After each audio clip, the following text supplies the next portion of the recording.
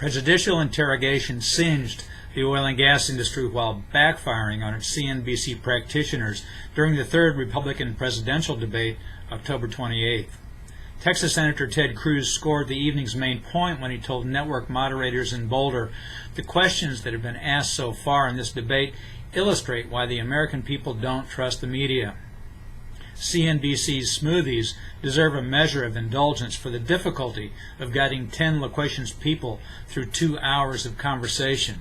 But there's no excuse for an incoherent barrage of tripwire questions designed to discombobulate respondents. "People who want to be President of the United States should be able to answer tough questions," said CNBC spokesperson Brian Steele in response to sharp criticism his organization received and deserved.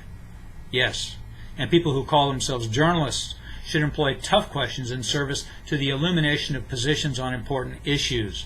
What the CNBC journalists illuminated mainly was their own pointless truculence.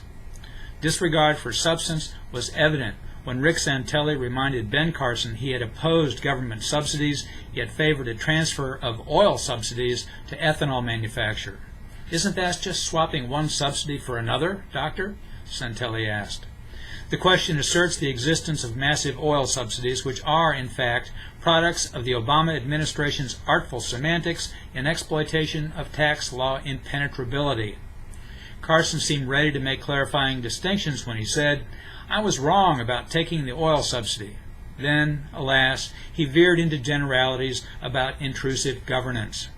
A follow-up request for Carson to explain what made him wrong about the oil subsidy might have elicited useful information. But the CNBC cohort chose instead to raise a question about name-calling that led nowhere when the alleged name-callers pled innocence.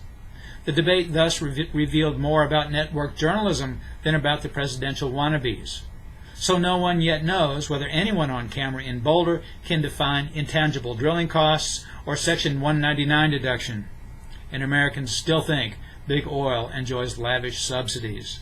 I'm Bob Tippie, editor of Oil and Gas Journal, and that's the editor's perspective that appeared first in text at www.ogj.com on October 30th, 2015.